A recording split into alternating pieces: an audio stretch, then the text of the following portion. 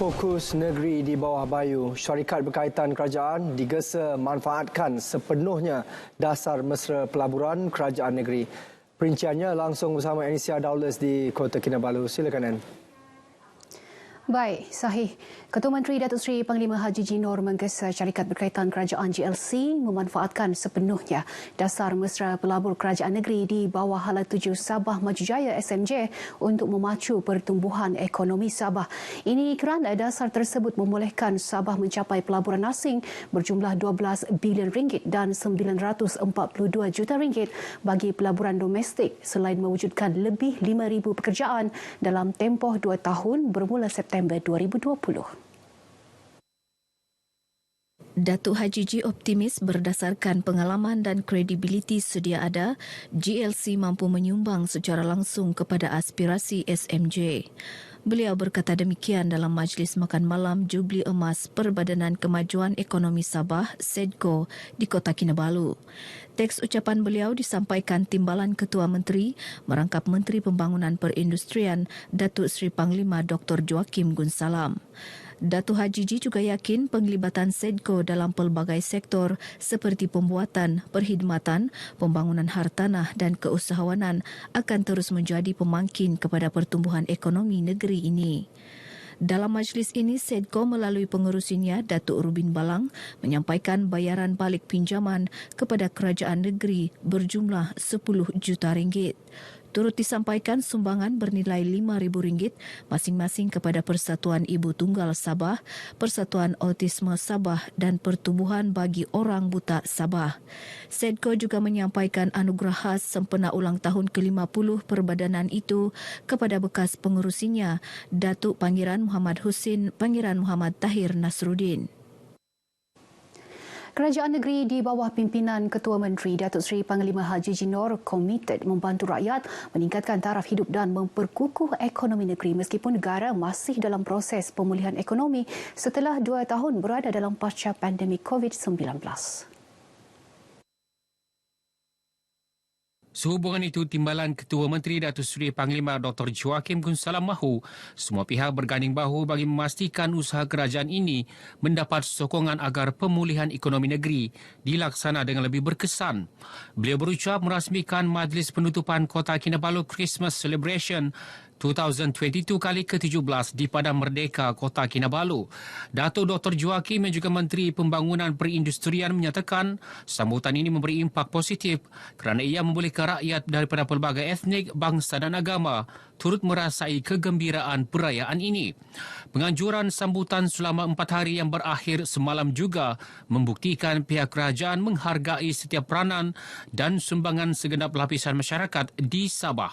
Dalam majlis ini, Datuk Dr. Joakim turut menyampaikan derma amal kepada badan dan institusi amal terpilih. Kerajaan melalui Kementerian Sumber Manusia menggalakkan lebih ramai golongan muda mengikuti latihan teknologi automotif khususnya di Sabah. Ini kerana bidang itu antara bidang yang mampu menjadi penyumbang pertumbuhan semula ekonomi negara. Timbalan Menteri Sumber Manusia Mustafa Sakmud berkata, impak kemajuan industri automotif negara dapat dilihat melalui aktiviti ekonomi yang dijana seperti pewujudan peluang pekerjaan, peningkatan kemahiran teknikal, pindahan teknologi dan mengurangkan kebergantungan kepada syarikat asing.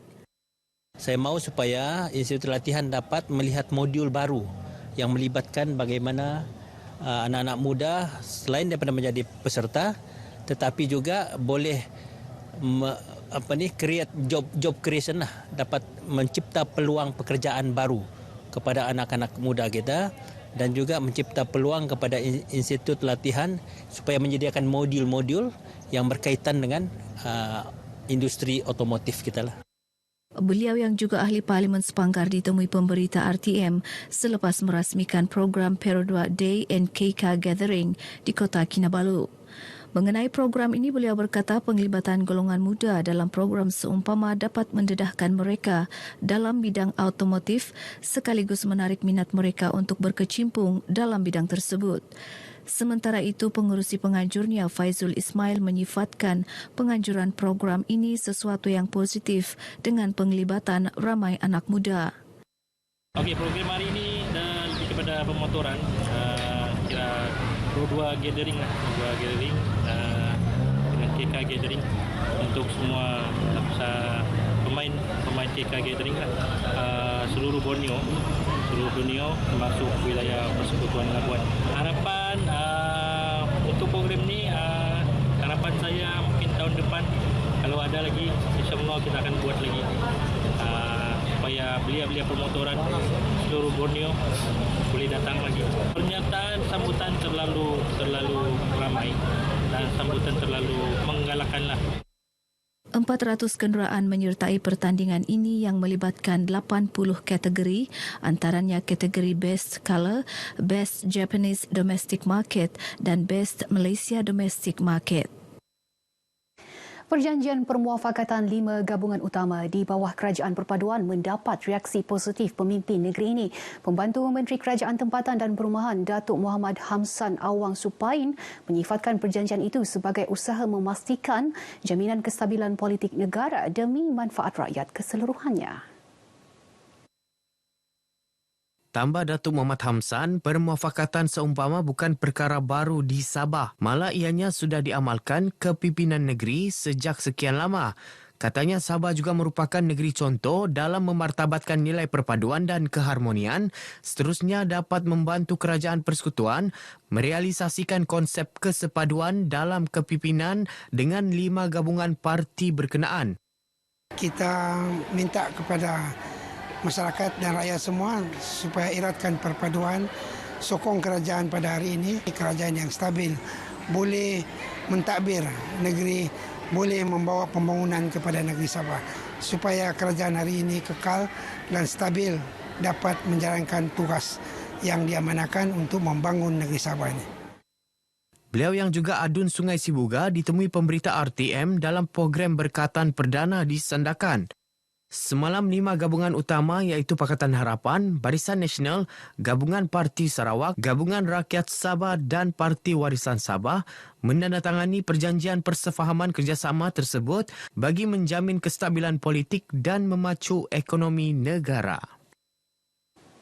Umat Islam di negeri ini disaran untuk terus mencintai Rasulullah sallallahu alaihi wasallam melalui program-program keagamaan. Ia bagi meningkatkan keimanan kepada junjungan besar Rasulullah yang sentiasa merindui umatnya. Menurut Menteri Pembangunan Masyarakat dan Kesejahteraan Rakyat Datuk Shah Hilmi Yahya, kecintaan umat kepada baginda tidak terhad kepada sesuatu program sahaja, malah perlu dizahirkan pada setiap masa. Beliau menyatakan demikian dalam Majlis Malam Cinta Rasul di Masjid Daerah Putatan. Majlis Anjuran Bersama Badan Dakwah Daerah Putatan, Majlis Ugama Islam Sabah MUIS, Jabatan Hal Ehwal Islam Negeri Sabah Jahins dan pejabat daerah Putatan ini turut mengundang penceramah timbalan yang di-Pertua MUIS, Ustaz Malai Ali Malai Ahmad. Lebih 200 jemaah menghadiri majlis ini yang dimulakan dengan solat maghrib berjemaah dan disusuli ceramah dan solat isya. Baik, sekian perkembangan dari Sabah petang ini. Teruskan bersama RTM untuk berita sahih dan tepat. Baik, kembali bersama Sahih. Silakan. Terima kasih, Anne.